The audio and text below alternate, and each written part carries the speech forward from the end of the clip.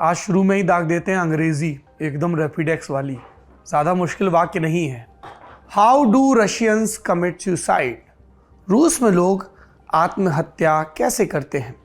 कुछ बरस पहले किसी ने सोशल मीडिया साइट रेडिट पर यह सवाल पूछा और जवाब में जो कमेंट आए वो पहली नज़र में आपको मजाक लगेंगे, बीभत्स मजाक। मसलन, रूस में आप सुसाइड नहीं करते, सुसाइड आपके गले पड़ जाता है।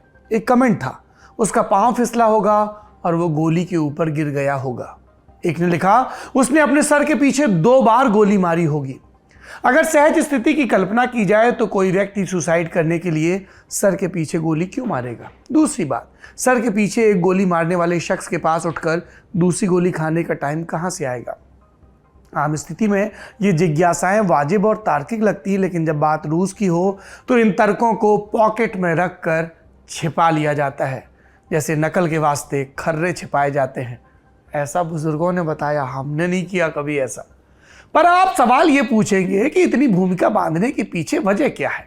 दरअसल ये सब मजाक सच साबित हो रहे हैं। 2022 में रूस के 7 ओलिगार्क्स ने कथित तौर पर आत्महत्या की। उनमें से 6 ने रूस यूक्रेन युद्ध शुरू होने के बाद अपनी जान ले ली। अगर इन मामलों को विस्तार में देखा जाए तो दाल का कालापन साफ पता चलता है। किसी ने अपने घर वालों को मारने के बाद फांसी लगा ली, कोई छुट्टी मनाने देश से बाहर गया और होटल के कमरे में उसकी लाश मिली। एक की मौत स्कीइंग के दौरान हुई। मरने वाले सारे ओलिगार्क्स रूस के राष्ट्रपति व्लादिमीर पुतिन के करीबी थे। ये लोग पुतिन की सत्ता में ईंधन भरते हैं। यूक्रेन पर हमले के बाद से पश्चिमी देशों ने इन लोगों पर प्रतिबंध लगाए हैं। दिलचस्प बात यह है कि इस साल सुसाइड करने वाले 7 ओलिगार्क्स इन प्रतिबंधों के दायरे में नहीं थे, यानी पश्चिमी देशों को उनसे चिंता नहीं थी। इसको लेकर कई सवाल खड़े हो गए। क्या हत्या को सुसाइड का जामा पहनाया जा रहा है? क्या इन संदिग्ध मौतों के पीछे पुतिन का हाथ है? क्या आने वाले दिनों में ऐसे और मामले देखे जा सकते हैं? इन्हीं सवालों के बीच आज हम जानेंगे ओलिगार्क्स कौन होते हैं और पुतिन को सत्ता में बनाए रखने में इनकी क्या भूमिका है। इस साल 7 ओलिगार्क्स की संदिग्ध मौतों की मिस्ट्री क्या है और इन मौतों से किसे फायदा हो सकता है? नमस्ते, मेरा नाम सौरभ द्विवेदी है और आप देखना शुरू कर चुके हैं लल्लन टॉप का अंतरराष्ट्रीय प्रसंगों से जुड़ा रोजाना का कार्यक्रम दुनियादारी। Brought to you by Kuku FM. Download the app now. दुनियादारी में आगे बढ़ने से पहले एक जरूरी सूचना, हमारे शो के स्पॉन्सर हैं Kuku FM audio book platform. Premium subscription लेंगे तो 50% की छूट मिलेगी। कोड डाल दीजिएगा LT50 पहले 500 यूजर्स के लिए। आपको याद हो गया होगा, अब तो बस मैं ऐसे कह दिया करूं, अब आगे वो वाली सूचना कुकू एफएम वाली समझ तो गए होंगे। खैर, शो पर वापस लौटते हैं, जहां बात रूसी ओलिगार्क्स की रहस्यमयी हत्याओं की हो रही थी। पहले एक रूसी लतीफा सुन लीजिए। व्लादिमीर पुतिन का इकोनॉमी को लेकर प्लान क्या है? उनका मकसद क्या है? लोगों को अमीर और खुश बनाना। List of people attached. कहने का मतलब ये कि रूस में किसके पास कितनी संपत्ति होगी और कौन कितना प्रभावशाली होगा, ये तय करने का एकाधिकार पुतिन के पास है। रूस में लंबे समय से एक पैटर्न चल रहा है। वहां पुतिन और ओलिगार्क्स का भविष्य एक दूसरे से नत्थी है। ओलिगार्क्स ने सपोर्ट दिया, बदले में उन्हें पैसा कमाने की छूट मिली। जिस किसी ने इस लीक से हटकर चलने की कोशिश की, उसे या तो देश छोड़कर भागना पड़ा या दुनिया छोड़नी पड़ी। इतना जरूर हुआ कि पुतिन की सत्ता पर कोई आंच नहीं आई। आपने कई बार ओलिगार्क्स शब्द सुना। आपके मन में जिज्ञासा हो रही होगी कि ये होते कौन हैं? इसका जवाब जानने के लिए हमें वक्त का पन्ना पलटना होगा, इतिहास में चलना होगा। ये 1980 के दशक की बात है, मिखाइल गोर्बाचोव के सोवियत लीडर बनने से पहले की। गोर्बाचोव सोवियत संघ में पेरेस्ट्रोइका की नीति लेकर आए। इसके तहत सोवियत संघ की क्लोज्ड इकोनॉमी को उदार बनाने पर जोर दिया गया। ये सोवियत संघ के मार्केट को खोलने की पहली कोशिश थी। हालांकि इससे कुछ समय पहले एक पैरेलल मार्केट तैयार हो रहा था, लेकिन गुप्त तरीके से। इसके पीछे सोवियत संघ की खुफिया एजेंसी KGB थी। दरअसल KGB को फंड की कमी से जूझना पड़ रहा था। उन्हें ऑपरेशन चलाने में मुश्किल आ रही थी। पैसे की कमी को पूरा करने के लिए उन्होंने एक नया सिस्टम बनाया, एक ब्लैक मार्केट। KGB प्रतिबंधित सामानों और तकनीकों को स्मगल करके सोवियत संघ में लाती, फिर उनके जरिए पैसा कमाने का जुगाड़ बढ़ाया जाता। KGB को इसमें कामयाबी भी मिलने लगी। उन्होंने पैसा कमाने और उसे देश से बाहर छिपाने की तरकीब भी सीख ली। पर धीमे धीमे तलब बढ़ गई। KGB को कमाई के नए रास्तों की दरकार थी, तो उन्होंने एक एक्सपेरिमेंट का फैसला किया। केजीबी को लगा कंप्यूटर प्रोग्रामिंग और साइंटिफिक रिसर्च के जरिए कम समय में ज़्यादा पैसा छापा जा सकता है। उन्होंने मिखाइल खोदोकोवस्की नाम के एक नौजवान को इस काम के लिए चुना। मिखाइल को इसके लिए कंप्यूटर लाने और पैसा कमाने की परमिशन चाहिए थी। उस दौर में सोवियत संघ में ये दोनों काम गैर कानूनी थे। केजीबी ने मिखाइल को परमिशन दे दी। मिखाइल ने सोवियत संघ में पहली प्राइवेट कंपनी शुरू की और पैसा छापना भी शुरू। 1985 में गोर्बाचोव ने मार्केट को उदार बनाने की शुरुआत की और इसके बाद तो केजीबी के प्रयोगों को पंख से लग गए। इस फील्ड में मिखाइल जैसे और भी लोगों की एंट्री होने लगी। फिर आया साल 1991 का। सोवियत संघ का विघटन हुआ। केजीबी को भंग कर 4 एजेंसियों में उसे बांट दिया गया। एजेंसी का इकोनॉमी पर से नियंत्रण अब खत्म हो चुका था। मिखाइल खोदोकोवस्की जैसे लोगों को अब और भी आज़ादी मिल गई थी। सोवियत संघ का उत्तराधिकार रशियन फेडरेशन के पास आ गया था। इस नई सत्ता को पैसे की दरकार थी, लेकिन पैसा तो मिखाइल और उनके जैसे लोगों के पास था। चुंबकीय शक्ति से दोनों धड़े एक दूसरे की तरफ खींचे, पैसा और पावर। और तब रूस में एक नए वर्ग का जन्म हुआ, ओलिगार्क्स, जिसका शाब्दिक अर्थ होता है कुलीन। कुलीन तंत्र में सत्ता की चाबी कुछ अमीर और प्रभावशाली लोगों के पास रहती है। रूस के संदर्भ में पॉलिटिकल कनेक्शन रखने वाले उद्योगपतियों को ओलिगार्क्स कहा गया। बोरिस येल्त्सिन रूस के पहले राष्ट्रपति थे। उनके वक्त में 7 ओलिगार्क्स के पास रूस की आधी अर्थव्यवस्था का कंट्रोल था। इनमें से एक मिखाइल खोदोकोवस्की भी थे। जिस समय मिखाइल केजीबी के एक्सपेरिमेंट के तहत पैसा बना रहे थे, उसी दौर में व्लादिमीर पुतिन ईस्ट जर्मनी में केजीबी एजेंट के तौर पर काम कर रहे थे। उन्होंने ओलिगार्क्स की पैदाइश करीब से देखी थी। सोवियत संघ के विघटन के बाद वो सेंट पीटर्सबर्ग आए। कुछ वक्त बाद डिप्टी मेयर बने। उनके पास करिश्मा था, सत्ता से नज़दीकी का हुनर था। ये सब काम आया। उन्होंने सेंट पीटर्सबर्ग से मॉस्को और फिर क्रेमलिन तक का सफ़र आसानी से तय कर लिया। बोरिस येल्त्सिन के करीबी बन गए। येल्त्सिन ने फिर पुतिन को अपना उत्तराधिकारी चुना और 7 मई 2000 को पुतिन ने रूस के दूसरे राष्ट्रपति के तौर पर शपथ ले ली। और राष्ट्रपति बनते ही उन्होंने अपने वफादारों और करीबियों के बीच मेवा बांटना शुरू किया। इनमें से ज़्यादातर केजीबी के एजेंट रह चुके थे।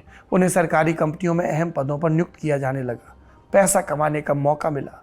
इससे उन्हें 2 बड़े फायदे हुए। पहला, नई पीढ़ी के ओलिगार्क्स उनके हाथों की कठपुतली बन गए और दूसरा, उनके जरिए पुतिन को अपनी संपत्ति बनाने और छिपाने का मौका भी मिला। आरोप है कि पुतिन रूस के सबसे धनी शख्स हैं। कहा जाता है कि उनकी संपत्ति ओलिगार्क्स के नाम पर दर्ज है। ये तो हुई वफादारों की बात। जो लीक से हटे उनका क्या हुआ? एक उदाहरण मिखाइल खोदोकोवस्की का ही दे देते हैं। 2003 आते आते मिखाइल रूस के सबसे अमीर आदमी बन चुके थे। उस साल फरवरी में पुतिन ने प्रभावशाली लोगों की एक मीटिंग बुलाई। इसमें मिखाइल भी आए। उन्होंने ओलिगार्क्स की तरफ से प्रेजेंटेशन दिया। इसमें उन्होंने पुतिन और उनके अधिकारियों पर करप्शन का आरोप लगा दिया। मिखाइल ने प्रेस के सामने भी कई तरह के संगीन इल्ज़ाम लगाए। ये पुतिन को नाराज़ करने के लिए काफ़ी था। कुछ वक्त बाद ही मिखाइल को टैक्स चोरी के मामले में जेल भेज दिया गया। उनकी कंपनी की नीलामी कर दी गई। 9 बरस तक जेल में रखने के बाद उन्हें छोड़ा गया और फिलहाल वो ब्रिटेन में रहकर पुतिन की आलोचना करते हैं। उनके ऊपर कई जानलेवा हमले भी हो चुके हैं। दूसरा उदाहरण बोरिस बेरोजोस्की का है। फोर्ब्स की रिपोर्ट के मुताबिक 1997 में उनके पास लगभग मात्र 25,000 करोड़ रुपए की संपत्ति थी। उन्होंने पुतिन का पॉलिटिकल करियर बनाने में मदद की थी। मार्च 2000 में हुए राष्ट्रपति चुनाव के बाद वो पुतिन के विरोधी हो गए। उन्हें रूस छोड़कर भागना पड़ा। 2003 में ब्रिटेन ने उन्हें अपने यहाँ शरण दी। बोरिस अंतिम समय तक पुतिन की आलोचना करते रहे। मार्च 2013 में बर्कशायर के उनके घर में उनकी लाश मिली और अब तक हत्या की गुत्थी सुलझी नहीं है। लेकिन बोरिस पहले और इकलौते नहीं थे। यूएस टुडे की 2017 की एक रिपोर्ट के मुताबिक 3 सालों में 38 ओलिगार्क्स रहस्यमयी परिस्थितियों में मर चुके हैं या गायब हो चुके हैं। और तब से अब तक मॉस्को नदी में खूब पानी बह चुका है। सिर्फ 2022 में 7 ओलिगार्क्स ने कथित तौर पर सुसाइड किया। मसलन जनवरी की बात, जिसका हमने शुरुआत में जिक्र किया। रूसी कंपनी गैज़प्रोम के एक वरिष्ठ मैनेजर लियोनिड शुल्मान अपने कॉटेज के बाथरूम में मृत पाए गए। उनकी लाश के पास से एक सुसाइड नोट मिला। मरने के टाइम वो सिक लीव पर थे। गैज़प्रोम ने मौत की जो जांच की बात कही, उसमें क्या सामने आया? 25 फरवरी को गैज़प्रोम के एक डेप्यूटी जनरल डायरेक्टर एलेक्जेंडर तुलियाकोव, उनकी भी लाश मिल गई। ये सामने आया जांच में। सेंट पीटर्सबर्ग में ये लाश मिली। और ये लाश कहाँ पर थी? वहाँ कॉटेज के गैराज से लटकी हुई थी, उसके ऊपर के ग्रिल से। पुलिस को उनकी लाश के पास भी एक नोट मिला। दावा किया गया उन्होंने भी सुसाइड किया है। फिर 28 फरवरी को इंग्लैंड के सरे में रूसी उद्योगपति मिखाइल वॉटफोर्ड की लाश मिली, गैराज में लटकी हुई। पुलिस ने कहा सुसाइड है, कुछ भी संदिग्ध नहीं। मिखाइल का जन्म यूक्रेन में हुआ था और उन्होंने रूस में तेल और गैस के व्यापार में अच्छा नाम कमाया था। फिर 24 मार्च को निजनी नोवगोरोद में अरबपति व्यापारी वासली मेलेनकोव, उनकी पत्नी और 2 बच्चों की लाश मिली। चारों के शरीर पर चाकू के निशान। जांच के बाद कहा गया मेलेनकोव ने पहले अपनी पत्नी और बच्चों को मारा और फिर खुद अपनी जान ली। यह भी कहा कि उनकी कंपनी घाटे से जूझ रही थी और मेलेनकोव इससे परेशान थे। 18 अप्रैल को मॉस्को के लग्जरी अपार्टमेंट में 3 लाशें मिली। इनमें से एक गैज़प्रोम बैंक के वाइस प्रेसिडेंट रह चुके व्लादिस्लाव आयावेव थे। अपार्टमेंट अंदर से लॉक था। उनके हाथ में बंदूक मिली। जांच के बाद दावा कि आयावेव ने अपनी पत्नी और बेटी को मारने के बाद सुसाइड किया। 19 अप्रैल को स्पेन के एक विला में रूसी कंपनी नोवाटेक के टॉप मैनेजर रहे सर्गेई प्रोतोसेन्या, उनकी पत्नी और बेटी की लाश मिली। सर्गेई की लाश गार्डन में लटकी थी। पत्नी और बेटी को चाकू से गोद कर मारा गया था। छुट्टी के लिए स्पेन गए थे। यहाँ भी सुसाइड वाली थ्योरी। और सबसे हालिया मामला 1 मई का सोची में क्रेस्नाया पोलियाना रिजॉर्ट के जनरल डायरेक्टर आंद्रे क्रोवोस्की की मौत हुई। वो एक क्लिफ से गिरकर घायल हुए थे, बचाया नहीं जा सका। उनके रिजॉर्ट में पुतिन अपने दोस्तों को छुट्टियां बिताने के लिए बुलाते थे। ये सारे लोग रूस में प्रभावशाली पदों पर थे या रह चुके थे, यानी उनकी पुतिन से करीबी थी। इनमें से किसी ने पुतिन के यूक्रेन पर हमले के आदेश की आलोचना नहीं की। दूसरा विरोधाभास ये भी है कि किसी भी देश ने इन लोगों पर प्रतिबंध नहीं लगाए। पुतिन की सत्ता को चलायमान बनाए रखने में ओलिगार्क्स का बड़ा योगदान है, हम जानते हैं। यूक्रेन पर हमले के बाद पुतिन ने ओलिगार्क्स की मीटिंग भी बुलाई थी। इस मीटिंग में उन्होंने सबको अनकंडीशनल सपोर्ट का आदेश भी दिया था। यूक्रेन का हमला पुतिन की उम्मीदों से लंबा खिंचा। जानकारों की माने तो उन्हें ओलिगार्क्स का सपोर्ट छीनने का डर है, क्योंकि इकोनॉमी की अस्तैसी हो रही है और ओलिगार्क्स को चाहिए पैसा। आशंका तख्ता पलट की भी थी। अफवाह यह भी कि ओलिगार्क्स की संदिग्ध मौत के जरिए संदेश दिया जा रहा है ताकि कोई उनके खिलाफ जाने की कोशिश न करे। पर इस थ्योरी के पक्ष में भी कोई सबूत नहीं है, पर आशंकाएं हैं जो खत्म नहीं हो रही। सत्य के लिए निष्पक्ष जांच चाहिए, पर पुतिन के सत्ता में रहते इसकी संभावना नगण्य है। आखिरी में एक और लतीफा। एक बार की बात है, एक अमेरिकी और एक रूसी व्यक्ति के बीच बहस हो रही थी। मुद्दा यह कि किस देश में ज्यादा आज़ादी है। अमेरिका ने कहा मैं व्हाइट हाउस के सामने जाकर चिल्ला सकता हूं, जो बाइडेन मुर्दाबाद बोल सकता हूं और मेरे साथ कुछ गलत नहीं होगा, मुझे जेल में नहीं डाला जाएगा। तो रूस का आदमी बोला इसमें कौन सी बड़ी बात है, मैं भी क्रेमलिन के सामने जाकर चिल्ला सकता हूं, जो बाइडेन मुर्दाबाद बोल सकता हूं, मेरे साथ भी कुछ गलत नहीं होगा, हो सकता है कि मुझे कुछ इनाम मिल जाए। ये था आज की दुनियादारी का बड़ी खबर सेगमेंट। अब सुर्खियां। पहली सुर्खी श्रीलंका से। 12 मई को राष्ट्रपति गोतबाया राजपक्षे ने रनिल विक्रमसिंघे को नया प्रधानमंत्री नियुक्त किया। हमने बताया था शाम को शपथ हुई। 9 मई को महिंदा राजपक्षे के इस्तीफे के बाद से कुर्सी खाली थी। विक्रमसिंघे 6वीं बार देश के प्रधानमंत्री बने हैं। दिलचस्प बात यह है कि विक्रमसिंघे की यूनाइटेड नेशनल पार्टी यानी यूएनपी के पास संसद में सिर्फ एक सीट है। 2020 के चुनाव में विक्रमसिंघे अपनी ही सीट से चुनाव हार गए थे। श्रीलंका में चुनाव में मिले कुल वोटों के आधार पर पार्टियों को सीटें अलग से एलोकेट की जाती। इसी आधार पर यूएनपी को एक सीट मिली थी और पार्टी ने फिर विक्रमसिंघे को अपने कैंडिडेट के तौर पर संसद भेजा। पीएम पद की शपथ के बाद विक्रमसिंघे ने भारत के प्रधानमंत्री नरेंद्र मोदी को थैंक यू कहा। उन्होंने आर्थिक मदद के लिए भारत को शुक्रिया कहा। बोले मैं पीएम मोदी के साथ करीबी रिश्ते रखने के पक्ष में हूँ। भारत ने इस साल श्रीलंका को अलग अलग माध्यमों से लगभग 25,000 करोड़ रुपए की मदद दी है। इसके अलावा भारत ने ईंधन और खाद्य पदार्थों की सप्लाई भी भेजी है। और जहाँ तक रनिल विक्रमसिंघे की बात है, उन्हें देश चलाने का पुराना तजुर्बा है। उन्हें दूरदर्शी और उदार किस्म का नेता माना जाता है। उनके सामने आर्थिक संकट से उबरने और अंतर्राष्ट्रीय सहयोग हासिल करने की चुनौतियां हैं। अनुभव काम आएगा या नहीं, ये राष्ट्रपति, विपक्षी पार्टियों और जनता से मिले सपोर्ट पर भी निर्भर करेगा। इससे पहले चर्चा चल रही थी कि समागी जन बाल बेगाया पार्टी के नेता साजिद प्रेमदासा को प्रधानमंत्री बनाया जा सकता है, लेकिन उनकी मांग थी पहले राष्ट्रपति गोतबाया अपने पद से इस्तीफा दें, उसके बाद ही वो पीएम बनेंगे। गोतबाया ने नया गेम खेलते हुए एक सीट वाले विक्रमसिंघे को पीएम बना दिया। जानकारों की माने तो इससे गोतबाया का सरकार पर नियंत्रण बना रह सकता है, कुर्सी भी सलामत, लेकिन श्रीलंका की पब्लिक को तय करना है। दूसरी सुर्खी नॉर्थ कोरिया से। 12 मई को नॉर्थ कोरिया ने कोरोना का पहला मामला दर्ज किया। राजधानी प्योंगयांग में टेस्टिंग के बाद एक व्यक्ति में ओमिक्रॉन वेरिएंट मिला था।